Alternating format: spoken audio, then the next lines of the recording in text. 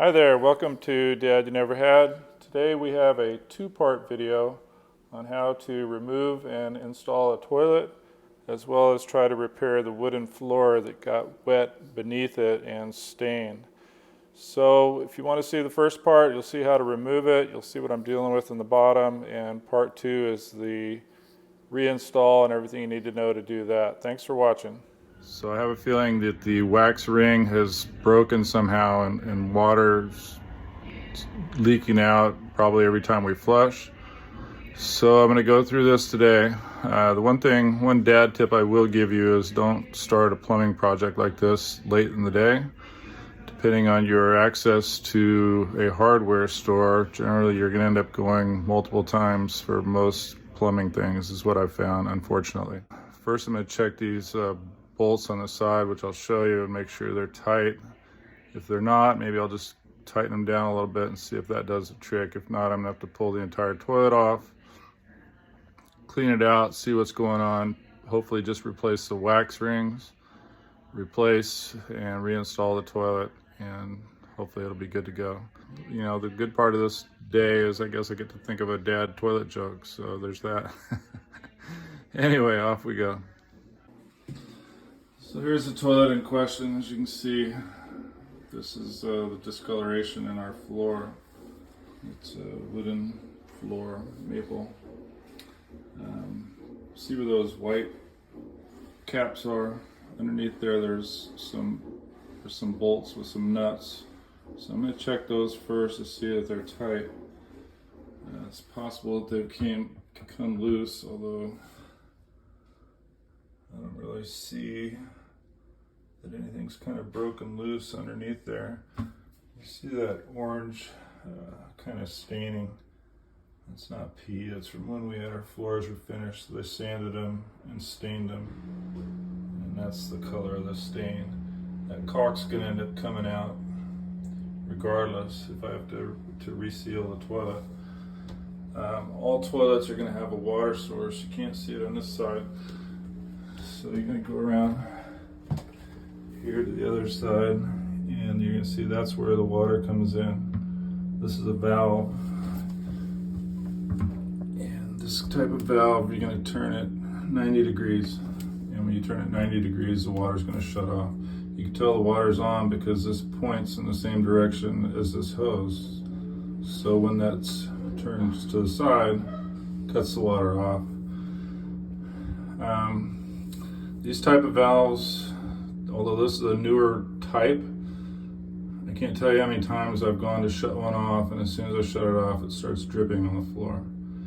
So that's one of the reasons why you want to be able to, if you need to replace this valve, or it just it's just leaking no matter what, and I see that, I'm gonna have to go turn the water off to the house, get this to stop leaking, and then replace that valve.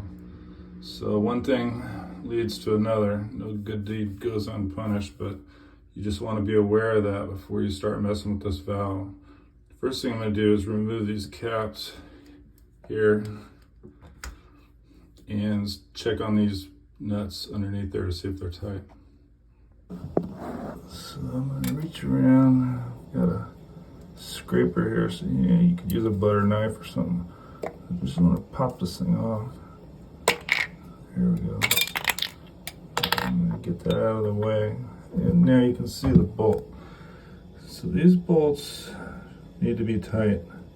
So I'm going to go around the other side, pop that one off, and check to see how tight they are. Okay, these bolts, I am able to tighten them. So remember, it's righty-tighty, lefty-loosey, but you don't want to go, too tight. Because this whole thing is porcelain, and it's pulling up from, there's a flange underneath where the waste pipe is, and this bolt is secured to that, and this pulls the toilet down onto the waste pipe, which is going to be back there. So I'm torquing these down on both sides, and it's actually able to get a few turns on them. But what I think I'm going to do today while I'm here is I'm going to get rid of all this caulk. Like I said, it has all this stain on it from when the floors were refinished, and That will also give me a pretty good view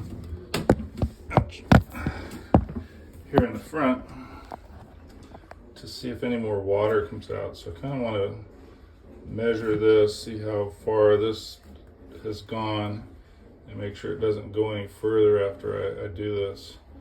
If I notice it keep going, I'm definitely going to pull the toilet, but I think I'm going to start by just removing this caulk, and I'll do that probably using that same scraper tool that I have, and just work my way around, kind of digging it out slowly. It's going to be a pain in the butt, but I'll get it done. And I just like I say, once I remove that, I'll be able to kind of look in this gap and see if I can see any water coming in here. It actually doesn't feel wet, but the water is probably down below. I had a renter one time who, when I was checking her unit after she moved out, the entire area around the toilet was soft, and I said, "What's going on, here with the toilet?" She goes, "Oh, every time I flush, a little bit of water comes out below." And I'm like, "God, you should have told me." So what happened? I had to pull the toilet. I had to remove the flooring, which would be this, the hardwood, and then I had to change the subfloor, which is there's plywood underneath, all floors the flooring is secured to. That was all rotted out from water. And then there's joists with the plywood is stuck on, and those are rotted out. So it turned into a huge project because she just allowed water, because she didn't want to bother me, to get into her floor every time she flushed. So it's a problem that needs to be stopped, so I'm getting after it. Okay, I'm starting to scrape the grout out from under here. You can see I've kind of cleared it out, just kind of using the edge of that tool. What I've done now is put some Scotch tape here on the floor. And the reason I'm going to do that is I'm going to kind of outline where the water is.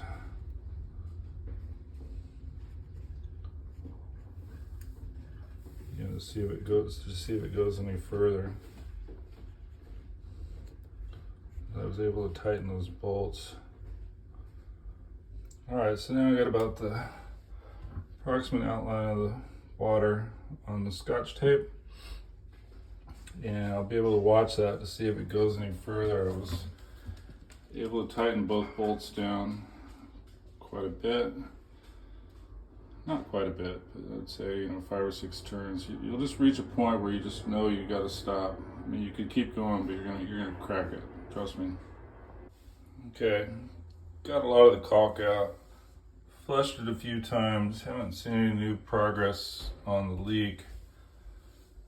But the way this caulk looks around the bottom, how hard it was to scrape in place, my guts are telling me to just pull the toilet and reseal it.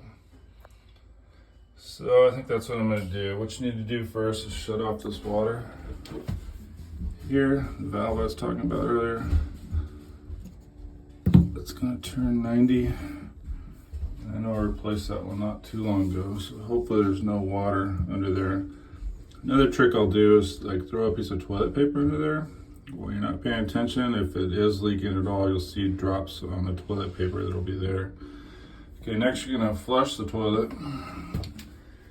And after that, you're going to take a sponge basically and get all the rest of the water out of both the top and the bowl. And even when you do that, there's going to be a little bit more water in there. So this is a caulk I pulled out. See this yellow?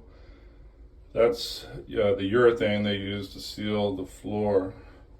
So we had our floors sanded and resealed not too long ago.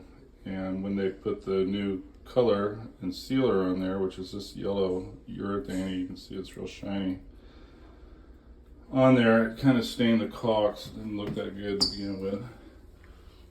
Like I say, it was really hard to kind of scrape it out of there. So now I have the water off. I'll flush the toilet. Get most of the water out.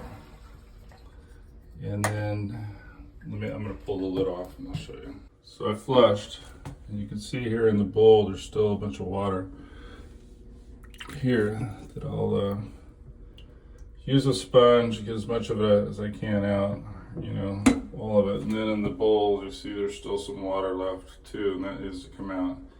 And even then, when I start to lift the toilet, there's going to be water in there, so you want to be ready with a bunch of towels.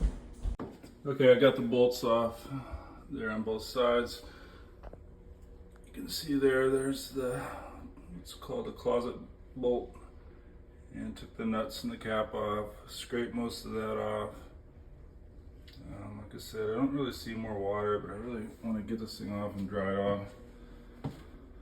So I got the cover off, I sponged out 99% of the water that's in there. Got the water out of the bowl as well.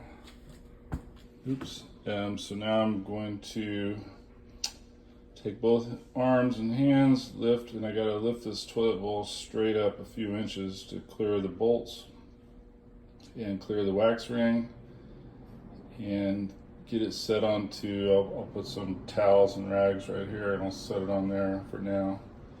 And then I'll get it out of the house, clean that bottom up really good before I proceed. Okay, in part two, we'll be putting the toilet back in. I'll show you how I worked on the floor here and tried to work on that stain and resealed the floor before the reinstall. You know why I bring toilet paper to every party I go to? Because I'm a party pooper. All right, guys, thanks a lot. Dad out.